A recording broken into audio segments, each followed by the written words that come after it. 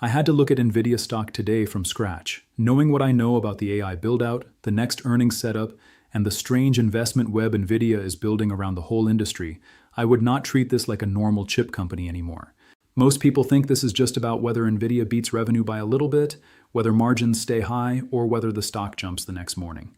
But that is not what this is really about anymore. We are watching a company move from selling chips into becoming the operating system of the artificial intelligence economy. And once a company becomes that important, the question changes. It is not just, did they sell enough GPUs last quarter? The question is, how much of tomorrow's AI infrastructure are they quietly locking up today? Today is Tuesday, May 12th in New York. Comment below what day and date you are watching from, because I want to see where this story reaches first. And quickly, if you value this content, support the channel by subscribing and comment John A.G. Best below. It tells me you want the original work, not the lazy copycat version. Simple. Now we're going to cover a lot of ground here because Nvidia's earnings are no longer just an earnings event.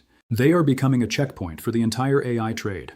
And if this report comes in strong, it could confirm something much bigger than one good quarter. It could confirm that the AI infrastructure cycle is still running hotter than the skeptics want to admit. Based on recently published numbers, Nvidia just finished a year that would have sounded ridiculous a few years ago. Revenue has moved into the hundreds of billions. The data center business is now doing the heavy lifting. Margins are still sitting around the mid-70s, which is insane for a company shipping real hardware, real racks, real systems, and not just software subscriptions. And for the next quarter, Nvidia has already guided investors toward revenue around the high 70 billion range. That means the bar is not low. It is not even normal. It is sitting somewhere on top of the building, waving at everybody. So yes, Nvidia has to beat expectations, but more importantly, it has to prove the machine under the numbers is still accelerating. And that machine is not just Blackwell. It is networking. It is software. It is full rack systems. It is power. It is fiber. It is cloud partnerships. It is customer financing. It is equity stakes. It is future supply commitments. It is the whole AI factory. This is why I think a lot of people are looking at Nvidia through the wrong lens. They keep asking, is the stock expensive? Sure, it is expensive. But expensive compared to what? Compared to a normal semiconductor cycle. Then yes, very expensive. Compared to a company that may be building the core infrastructure layer for the next decade of computing, that is a different conversation. Now, here is where things get interesting, and also where the criticism starts.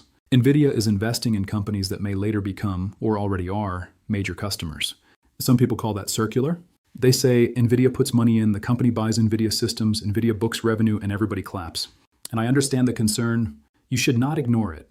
If a company has to fund customers just to create demand, that can become dangerous. But I don't think that simple explanation captures the whole picture. Because if those customers are building real data centers, serving real AI workloads, renting real compute, and then needing more capacity because demand keeps coming, that is not just a circle. That is an ecosystem. And Nvidia is trying to make itself the center of that ecosystem before anyone else can. Look at the recent AI infrastructure deals. Nvidia is not just selling chips and waiting. It is helping partners build huge capacity over time. One recent partnership is tied to up to 5 gigawatts of AI infrastructure, with a flagship site in Texas, and a potential Nvidia investment worth a little over $2 billion. That is not a little side bet. That is power, land, data centers, GPUs, networking, software, and operations all being stitched together. And this matters because the AI bottleneck is moving. First, everybody talked about chips. Then they talked about memory. Then they talked about networking. Now they are talking about electricity, land, cooling, fiber, and the speed of actually deploying these giant systems.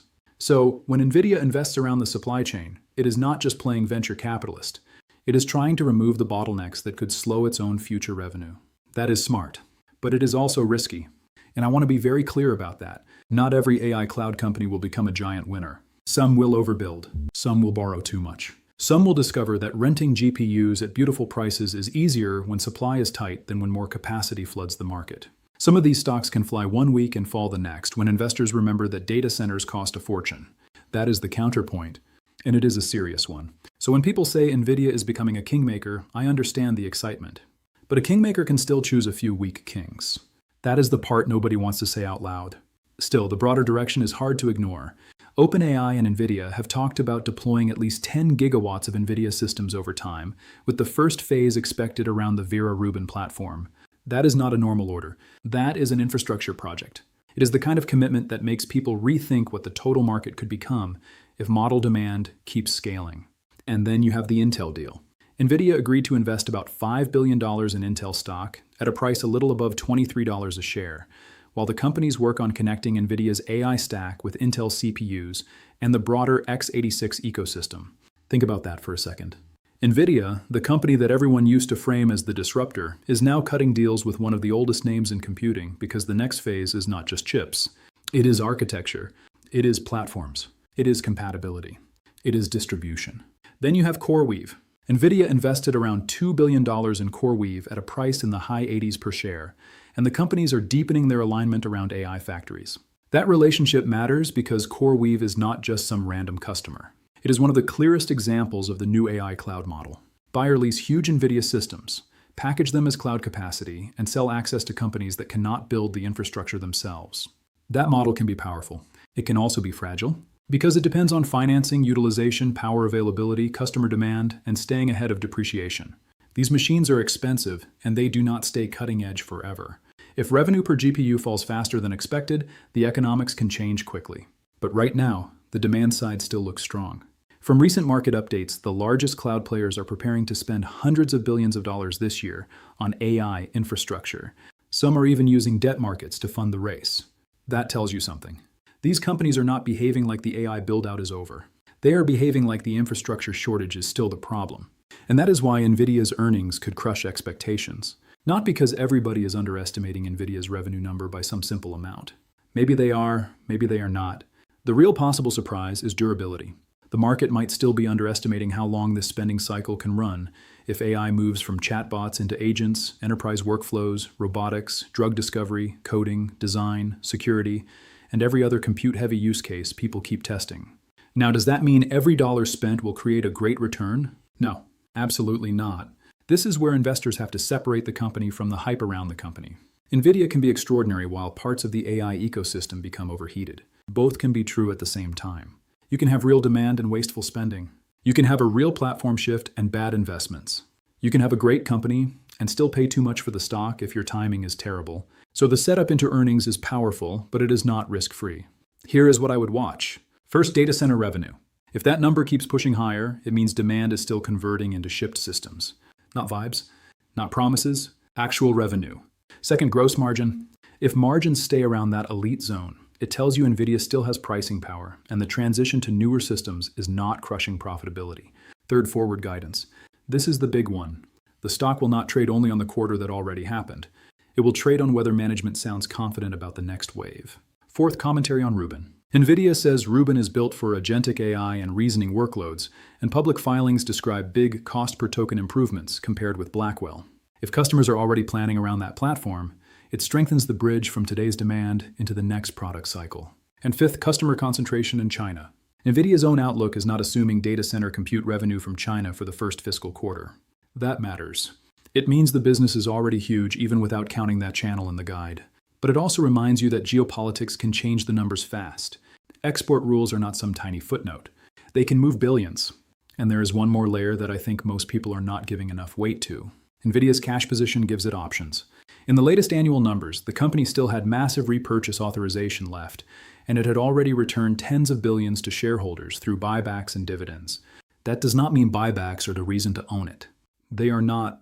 But it does mean Nvidia is not begging the market for survival capital. It can fund research. It can support partners. It can prepay strategic suppliers. It can lock in capacity. It can defend its roadmap when the cycle gets messy. That matters because this AI race is becoming capital intensive in a way that looks almost industrial. It is not just code. It is concrete, steel, substations, cooling loops, fiber routes, and power contracts. The companies building this stuff need balance sheets. They need partners. They need chips. And Nvidia is trying to become the partner nobody can easily replace. Think about the Corning-style relationship. On the surface, glass and fiber do not sound as exciting as a new GPU. But the AI factory does not work if data cannot move fast enough between systems. So even the unsexy pieces become strategic. That is why these investments can look strange at first and obvious later. And that is also why the next generation matters.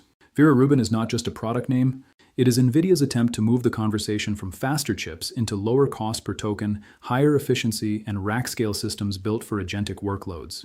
If AI agents become real enterprise tools, not just demos, inference demand could become enormous. Training grabs the headlines, but inference may become the recurring workload that keeps the factories busy. That is the bull case. The bear case is that everybody is building too much at once, financed by optimistic assumptions, and the return on AI spending takes longer than expected. If that happens, Nvidia can still be the best house in the neighborhood, but the neighborhood can still reprice. That is why I would never treat this like a guaranteed straight line. That is the part that makes this earnings report both exciting and dangerous at the same time, which is exactly why everyone should pay attention. So what is the story really? The story is that Nvidia may not be just beating earnings expectations. It may be changing what earnings expectations even mean. In the old world, a company sold products to customers. In this world, Nvidia is helping design the customer's factory, financing parts of the customer's ecosystem, selling the chips, selling the networking, supporting the software, aligning future roadmaps, and sometimes owning a piece of the customer too.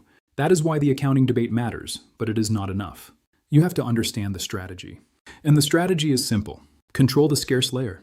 Right now, the scarce layer is advanced AI compute deployed at scale. Not a demo. Not one model. Scale. The kind of scale that needs power contracts, fiber, land, cooling, capital, and years of planning. If Nvidia stays the default platform for that scarce layer, then the earnings power can keep surprising people longer than normal valuation models suggest. But if the scarce layer shifts away from Nvidia, if custom chips become good enough for enough workloads, if customers build around cheaper alternatives, or if AI revenue fails to justify the spending, then the market will punish the stock hard. Not gently.